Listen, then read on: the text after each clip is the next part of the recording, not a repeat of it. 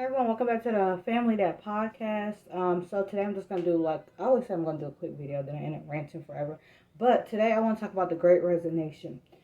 So there was a report that came out. Oh, my neck is so shiny with this light. But there's a report that came out that a record number of people quit their jobs. I think in August or something like that. Don't quote me. I'll try to find the article that I saw and put it up here.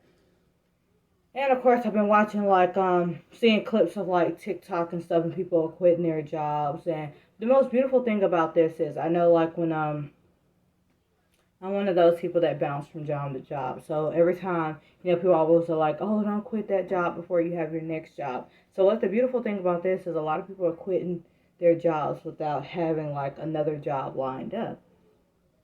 Some cases, not all cases.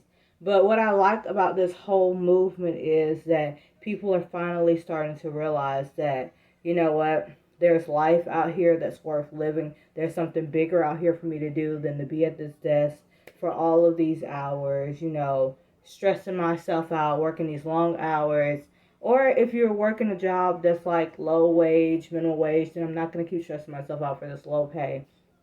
I don't have time with my kids. I don't spend quality time with my kids.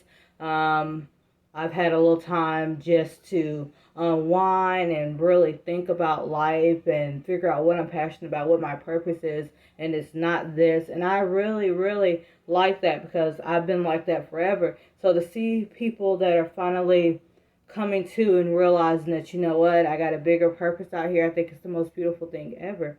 And I hope everybody finds whatever they're trying to find out here, and that they find those positions that they want. I hope they gain those skills for that new position. Those low wage people, I hope they find a job that'll give them a livable wage so they're able to finally have a life. So I think there's nothing more freeing than quitting a job that weighed you down, especially if you've been there for years and you're just like, I cannot do this job. So I'll tell you about the jobs I've had. That's what I was going to do. Okay, so my first job was working at Macy's. I was 19 years old. My first job ever in life was working at Macy's. I was a sales associate. I worked in the men's department. And what was popular at the time when I worked at Macy's was like Trump ties. Everybody was like getting them some Trump ties. Like that was the most thing that everybody was coming and buying for some reason. But it was a seasonal job, and I decided to leave after the season because I'm like, I can't see myself doing this forever, and I need to try to get me some skills or do something with my life, so I could provide a better life for my kids because $8 an hour is not going to cut it. So I moved on from there, and I moved on to the airport. Now I did the airport just because it was a flexible schedule, and I was going to school at the time, and I worked in concessions. So that's pretty much working at like one of the little stores, folding shirts, making sure the food is not expired, customer service, talking to the customers. And what I liked about that, it was very diverse, right? So you got a chance to talk to people from all walks of life. I like to talk to people, so just learning about people was the most interesting part of the job. But I didn't like my manager because I felt like, for this low wage job, I wasn't going to go through this with this manager. So I left, and at the time that I left and started a workforce training program for IT. Because at the time I was like, oh yeah, I want to work in IT. That's what I want to do. Actually, at that time I probably didn't have no idea what I wanted to do. I was actually going to school for healthcare management. So then I went to this workforce training program for IT, and that led to AT&T. So I got an internship at AT&T, and then from that internship, I then started a part-time co-op position in customer service. That's working on the phones, working on the chats, helping customers, whatever issues that they had, doing tickets, all of those things. I really liked the job. The hardest part about customer service is not actually the job itself. It's just, dealing with customers. I love talking to people. I love dealing with customers. I love working in customer service. But if you don't have a thick skin, then it can be a lot. And it's just like, some customers are going to give you a hard time, and that's just a part of the job. So I didn't mind that too much. And it was part-time. It worked with my school schedule at the time. From AT&T, I left AT&T because, of course, why did I leave? I left AT&T because I dropped out of school because I just wanted to figure out what I wanted to major in. Um, and what I was majoring in just didn't seem like what I wanted to do. So I was like, let me take a year off just to figure out what I want to do and stop wasting all this money, wasting all this time. Because at that time I was doing a lot. I was going from like college to college, trying to figure out is this the program I want to do, if that's the program. I don't advise anybody to do that. Like, I just wish I would have skipped college altogether. But now I'm in debt, and I'm probably just gonna go back and finish just to finish what I started because I feel like it's unfinished. Anyways. So from AT&T, we went to Allied Universal. So Allied Universal is a security company, but I didn't. I was in security, but I worked in the badging office at Georgia Pacific and Coke. So that was an interesting job. I really liked that a lot because it combined everything that I like doing, from IT, office support, and dealing with customers. And I was by myself. I was in the office by myself. You know how you say in like interviews, "Oh, I love being a team player." I love working with a team and stuff like that. But you really enjoy those times where you're by yourself working and getting stuff done. Personally, I do. I love working with a team, but I love those moments where I can be by myself just getting work done. Because I feel like sometimes you can get slowed down. I know I can. But so I worked in this little office creating badges, printing badges, making sure people had the proper access. And then I led the training classes for how to create the badges for people in other sites as well. Um, let's see. So from badge administrator, so with that job, they decided that they wanted to, um, what was it? Position eliminated through Allied Universal. The position was going to still be there. It just wasn't going to be through the company I was with, Allied Universal. It wasn't going to be through Allied Universal anymore. And so it was like, it was just too much going on. And at the time, I had no idea why I was so hormonal, while I was having so much going on, why I was like, I don't want to do this. I don't want to go through, is it going to be this or is it going to be that? I didn't want to go through that. So I was like, you know what? I'm over that. And I left. And at the time, I didn't realize I was pregnant. And that's why I made the decision that I did. I was pregnant with my youngest child. Like, I think I found out probably like a week after. I'm like, wow, I left my job and I'm pregnant with my second child. What am I going to do? And before I did, so I'm forgetting the job because I've been everywhere. I did the World of Coke before Allied Universal. So the World of Coke was an interesting position. And it was good because, like, me, I did drama in high school. So I was the person, if you've ever been to the World of Coke, you do the first part where somebody's, like, introducing you to the World of Coke, telling you all of these things and stuff like that. That was me. And so what happened was, with that job was it involved a lot of talking. It involved a lot of talking. So I ended up losing my voice. And when I went to my doctor, they were like, oh, you're going to have to rest your voice for some time, or you can have permanent damage, to whatever is here with your voice. I don't know what the word was.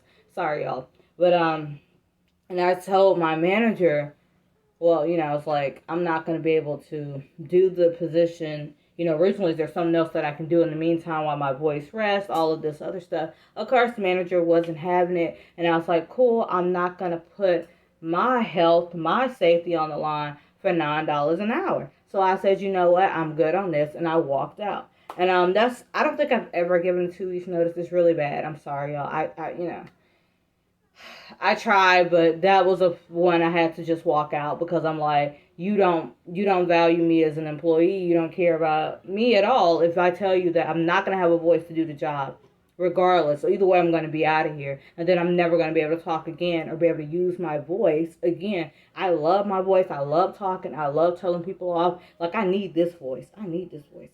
So that was that job, and that was before Allied. So after that, after Allied, I haven't had any luck with finding work. And so I got into creative things that I've always been interested in. So I was blogging, doing YouTube videos, not just on this channel, I have other channels, YouTube videos. We started an art shop. And the problem with that is I haven't made no money from none of it. I mean, it's been a lot of fun. The journey's been great, but I haven't made any money from any of the things that I'm doing.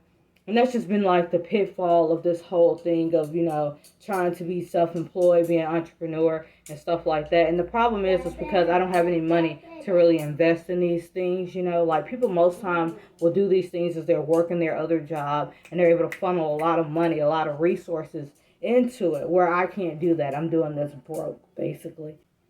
But in the meantime, I have worked other things I've just done things. Like, for example, I worked Apple for a summer. That was their phone support. And that was interesting. I have a video on my other channel about that. I don't want to go into detail about that, but that was a good one. And they have great employer benefits, and it was great for a college student because it works around your schedule, and it pays pretty good. I think here in Georgia it paid $15 an hour, so it was good money. AT&T also paid good money too. They paid 15. Allied Universal was also one of the ones that paid really good money. Everybody else $9 to $10. I can't go back, but so I did Apple. I did Higher Dynamics during the pandemic, where we're just doing like temperature checks and stuff like that. It just was not meaningful work at all. Like, it was very like time consuming because you just kind of sit around waiting on people to come through, check them in. The person does the temperature check, all that stuff. It was just a lot. And I was like, I can't do this. But I was like, I could be at home. And so that's why Higher Dynamics hasn't given me any other. This is a temp agency, and I feel like they haven't given me things that that I could really do. Like, I see things for office support, I see things for customer service, all of those things, and they give me none of those. They give me like warehouse. They give me just things that just doesn't give me any more skills that I would need in order to go where I want to go, possibly. If I wanted to work in like customer service again, want to work in IT support again, then I feel like the jobs that I'm getting wouldn't get me there, if that makes sense. But I know you have to start somewhere, but I feel like I've started and I keep starting over and over again. Anyways, after that, we did Macy's too last year. So Macy's was before Higher Dynamics. I did Macy's again just to have a little cash in my pocket, and I knew Macy's. Macy's I like working for Macy's because I feel like they always give me a chance. Like, they gave me a chance for my first job, and they gave me a chance after I felt like I wasn't going to ever get a job again after being unemployed for almost 3 years. I was like, oh man, they gave me another chance. The only thing with working in Macy's, of course, is retail. And I don't mind retail, but of course, it's a low-wage job. And the hours, I just need a fixed schedule because as a single mom, I have to have so many different variables that I have to figure out, and it just makes more sense for me to have a fixed schedule that I know every day that I'm going to go in for these hours, because then I'll have childcare for those hours all the time. I won't have to worry about that. And then if it's off occasion where I need to stay or something, or if it's a day, then I can try to figure it out. But it just makes more sense to have a fixed schedule, especially when I'm going to have to worry about pickup, drop off, it's even hard finding childcare right now. So, it's just a lot. So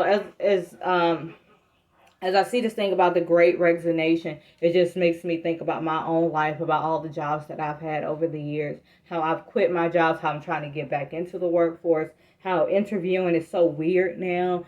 I remember I did a lot of interviews during the pandemic, and they were all virtual and stuff.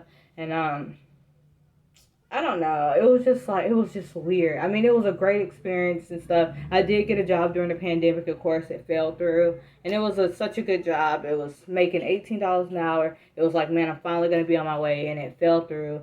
It was through a temp agency, and they decided not to pick up that contract or something like that.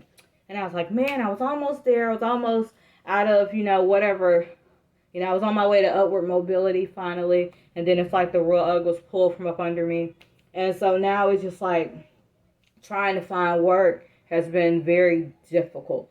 I know they say that there's a lot of people out here hiring, but I'm like, I don't know who they are because they don't want me. And I understand why they don't want me, because I haven't worked, consistently. Probably, I haven't had, a real full-time job since 3 years ago. So I know why they don't want me. But I'm just like, man, I'm never going to probably get a chance to work again. And it makes me kind of sad because I have 2 kids and I want us to get a better life. And it's like, am I ever going to get that chance to go back to work? And I had an opportunity, but it was only $10 an hour. And $10 an hour is, it's something. But it's not a fixed schedule. And me being a single mom, I don't want to let anybody down. I don't want to have to worry about being late, having to call out or anything like that. And they seemed like they were very strict. They were a stickler about that. The manager mentioned it. a couple of times, and I'm like, seems like that might be tough, because I don't know. Emergencies happen. We're still in the midst of COVID. They're closed schools 1 week. Daycares will close because a classroom tested positive. So I can't say that I'm going to always be here 100% on time. I'm never going to call out. Life happens, and I can't. So I just I don't want to make a commitment like that to a company that's like, I'm a stickler for that. When they tell you things, and that gut feeling, you got to believe them. And I said, you know what, maybe another opportunity will come where somebody really likes me like this person did. And I'll get an opportunity to work again because I really want to. I love seeing the great resignation, though, because I see people like me that I was 3 years ago at a place where I was in my life, man, I don't know what I want to do with my life, but working this job is not it. I don't want to do this forever. And so I love seeing that, and I hope everybody finds out what their path is like I'm finding out now. Thank you all for watching.